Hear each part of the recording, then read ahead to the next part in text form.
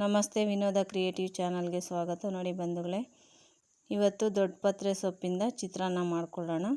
ತುಂಬ ಚೆನ್ನಾಗಿರುತ್ತೆ, ಬಾಯಿಗೂ ರುಚಿಯಾಗಿರುತ್ತೆ ಮತ್ತು ಆರೋಗ್ಯಕ್ಕೂ ತುಂಬಾ ಒಳ್ಳೆಯದು. ನೋಡಿ, ದೊಡ್ಡಪತ್ರೆ ಸೊಪ್ಪು ಈ ರೀತಿ ಇರುತ್ತೆ. ಯಾರಾದರೂ ಗೊತ್ತಿಲ್ಲ ಅನ್ನೋರಾದರೆ ನೋಡ್ಕೊಳ್ಳಿ.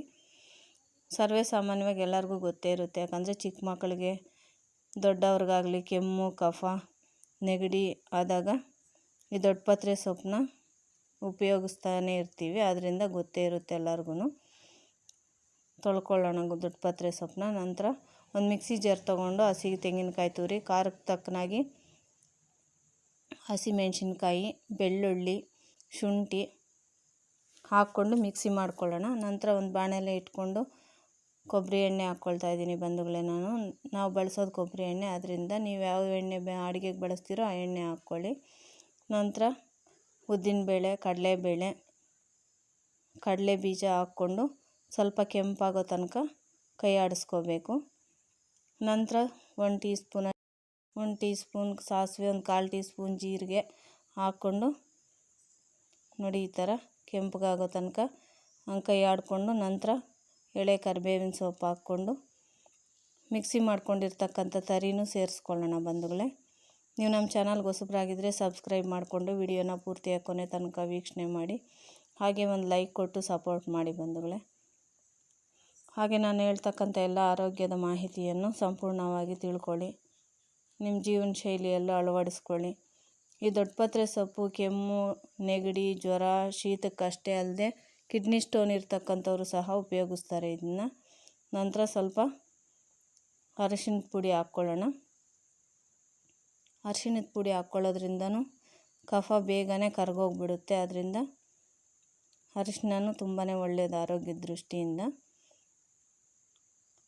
ನಂತರ ಈಗ ಅದೇ ಮಿಕ್ಸಿ ಜಾರ್ಗೆ ದೊಡ್ಡಪತ್ರೆ ಸೊಪ್ಪನ್ನ ತೊಳ್ಕೊಂಡು ಈ ಥರ ಮುರಿದ್ಬಿಟ್ಟು ಹಾಕ್ಕೊಳ್ಳೋಣ.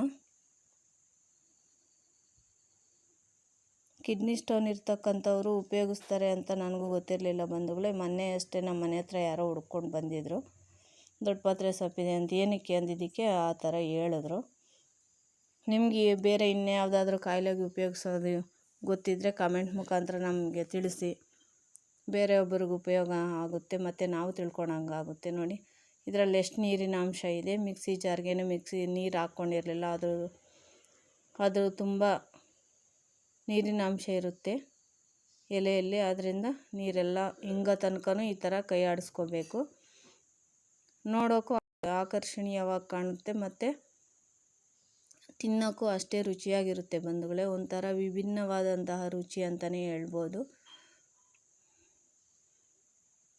ಒಂದು ರೀತಿಯಲ್ಲಿ ಆರೋಗ್ಯದ ದೃಷ್ಟಿಯಿಂದನೂ ಒಳ್ಳೆಯದು, ಇನ್ನೊಂದು ದೃಷ್ಟಿಯಿಂದ ತಿನ್ನೋಕ್ಕೂ ಬಾಯಿಗೆ ರುಚಿಯಾಗಿ ಇರುತ್ತೆ ಮತ್ತು ಇಷ್ಟಪಟ್ಟು ತಿಂತಾರೆ. ಬಲವಂತ ಮಾಡಬೇಕು ಜ್ವರ ಬಂದಿದೆ ಅಂತ ಅನ್ನೋದು ಕೆಲಸನೇ ಇಲ್ಲ. ನೋಡಿ ಎಷ್ಟು ಬೇಕೋ ಅಷ್ಟು ಗೊಜ್ಜು ಉಳಿಸ್ಕೊಂಡು ಬಿಸಿ ಅನ್ನಕ್ಕೆ ಈ ಥರ ಕಲಸಿಬಿಟ್ಟು ಬೆಳಗ್ಗೆನೇ ಟಿಫನ್ನಿಗೆ ಮಾಡಿಕೊಟ್ರೆ ತುಂಬ ಚೆನ್ನಾಗಿ ತಿಂತಾರೆ. ಚಿಕ್ಕ ಮಕ್ಕಳಿಂದ ದೊಡ್ಡವ್ರ ತನಕ ಎಲ್ಲರೂ ಇಷ್ಟಪಟ್ಟು ತಿಂತಾರೆ.